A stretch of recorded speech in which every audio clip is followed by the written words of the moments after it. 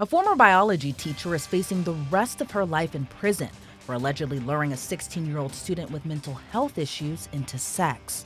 Sandy Carazas-Pinez is facing federal charges including enticement of a minor and production of child pornography. The 35-year-old is accused of luring the 16-year-old boy into a sexual relationship and convincing him to appear on an X-rated live stream while on a video call with her. Plus, a newly unsealed federal indictment revealed more disturbing details.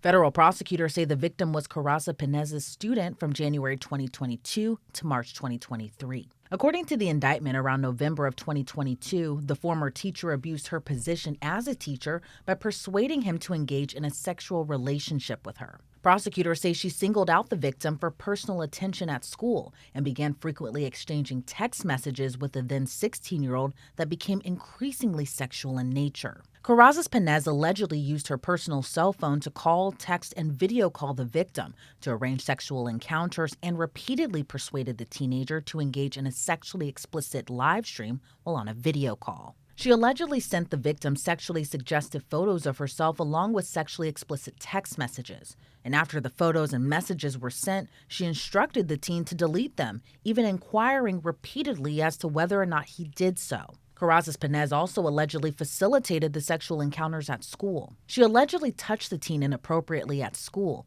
and convinced the student to touch her genital area over her clothes. The former teacher would ask the victim to meet her outside of the school's campus to engage in sex. She asked the student to obtain day passes to leave the campus, then would meet with the victim off school grounds and took him to other locations including the Bronx, Yonkers, and Staten Island to have sex. Prosecutors say on multiple occasions the teen expressed he wanted to end their sexual relationship, but she allegedly coerced him to continue the so-called relationship by threatening to remove school privileges. But around February of 2023, everything would change when school officials were made aware that Carazas-Pinez was allegedly spotted off campus with the teenager in her car and learned of the close contact displayed at school. She was then terminated from her job. Getting fired from her job didn't stop the former bio teacher from speaking with the 16-year-old. The next month, prosecutors say she informed the teenager during a recorded phone call that she was fired. During the recorded call, the victim asked her whether they were observed having sex in her car. While she didn't deny the two had sex, she told the teen they were only seen entering her car. After she allegedly continued to send texts to the teen, but this time from a new phone number and instructed him to delete their messages. There was so much that went through my mind. The more I learn about this case, the more disturbing it becomes. I mean, there's a level of compulsiveness associated with it. There's a level of impulsiveness associated with what she's been doing. Overall, there's just some real antisociality associated with everything that she's been doing. Not only the offending behavior, but also some of the breaking of the rules of of her bail and stuff like that. This is someone who, as described as a danger to the society. I can absolutely see that being true. Forensic psychologist Dr. John Delatorre explains like many predators, she allegedly groomed the teenager by manipulation. The school that this kid goes to has various issues that are associated with its student population, whether it's autism or some kind of behavioral disruption. There's all different kinds of things that all of these students have. So it's unclear what exactly it is.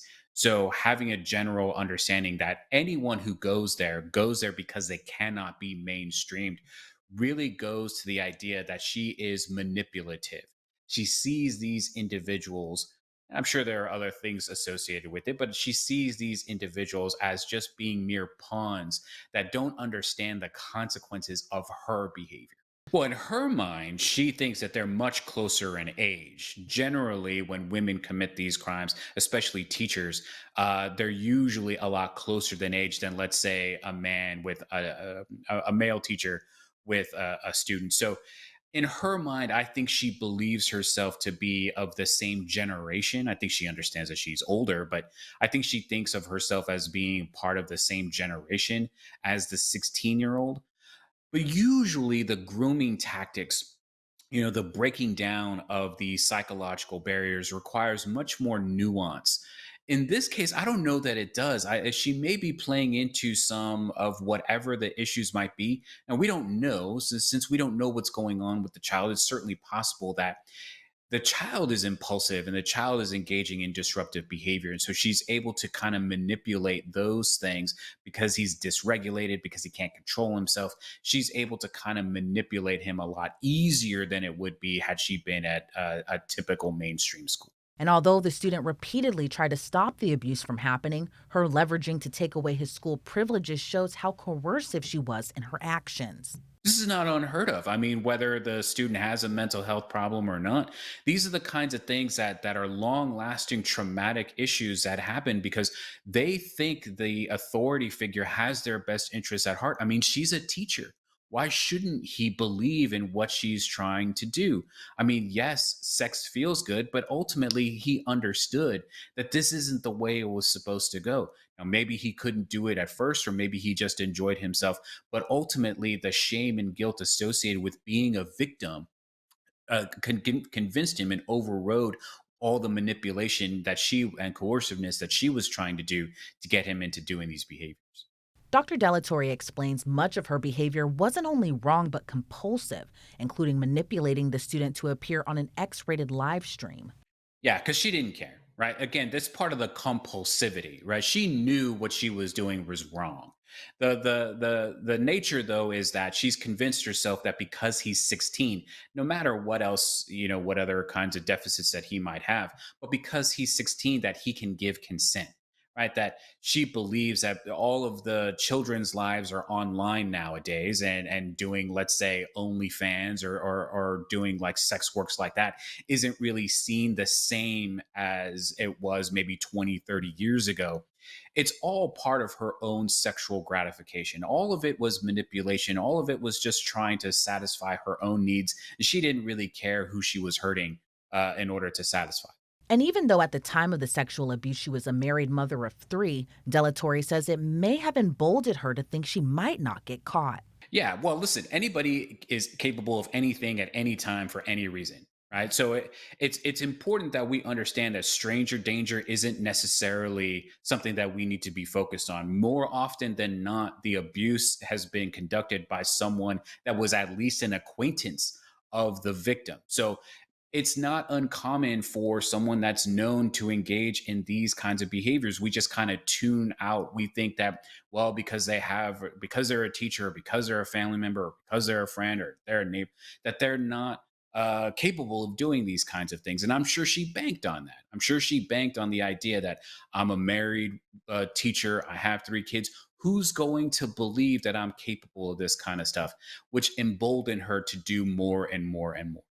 Carazas-Pinez was initially arrested in July of 2023, but later released on bail and was forbidden to have unsupervised contact with any child under the age of 18. However, fast forward to this year, she reportedly violated her bail conditions by repeatedly breaching the conditions of her home confinement. She even reportedly emailed another former student a day after he turned 18 to wish him a happy birthday. Yeah, that's back to the impulsivity and the antisociality, right? That's back to this. She knows she's been sanctioned. She knows she shouldn't be doing this, but she's going to do it anyway because she doesn't care about what the consequences might be. She also can't stop herself from doing the things that she just kind of wants to do. She wants to make sure that those connections remain so that she can go back and abuse later. Prosecutors argued the situation fitted her pattern of grooming a student for sex, and the judge called her a danger to the community, ordering her to comply or get locked up. But last month, the judge learned of multiple violations, including stops at a mall and Applebee's. Her GPS monitoring reportedly showed she went to a restaurant and bar on Staten Island, then to a wooded area. And when the judge discovered she lied about her whereabouts, he made do on his promise and put her behind bars. Her charges carry a hefty sentence with the max punishment of life behind bars, which Dr. Delatorre explains could be appropriate if she's not able to stop herself. I mean, it really kind of depends on what a jury decides the severity of the consequences ultimately are for the victim. And it's not really up for me to decide whether or not something is appropriate or not. I think ultimately what the population needs to understand is that there are opportunities for rehabilitation, right? She absolutely can stop herself. The question is, does she want to stop herself? And I think ultimately all of the evidence is going to sway the jury as to answer that question. If they think that she can stop herself, then maybe life isn't necessary. But if they think that she can't, and she's given them reason to think that she cannot stop herself, then maybe life is something that's appropriate. But he urges parents to have the difficult conversations with their children about what's appropriate and what's not. It's again, it's one of these things that as parents, we need to spend more time discussing what is appropriate and healthy sexuality. Abstinence alone isn't going to get us to where we need to go when we have to have these conversations. These kinds of things happen. I know it seems like it happens more often than not, but the reality is that they're probably happening at the same rate they've always been. It's just being found out more easily because people are putting it online. Having conversations with your children and really discussing what kinds of things happen and what sex should mean, all of that stuff in a clear and developmentally appropriate way can really go a long way in preventing some of these things. It's uncomfortable. Talking about sex is uncomfortable, and every community has its own ideas about what sex should be taught in school. But again, the less we talk about it, the more vulnerable we make our children. And so, if we really want to strengthen our children and give them the tools that they need to either prevent the offense from happening or reaching out to another teacher or principal or reaching out to parents, then we have to be willing to talk about what sex means in today's climate. Carazas-Pinez was arrested again and sent to the Federal Metropolitan Detention Center in Brooklyn on April 15th. If convicted, she faces a max sentence of life in prison just on the enticement of a minor charge and 30 years in prison on the child pornography charge. Reporting for Law&Crime, I'm Elizabeth Millner.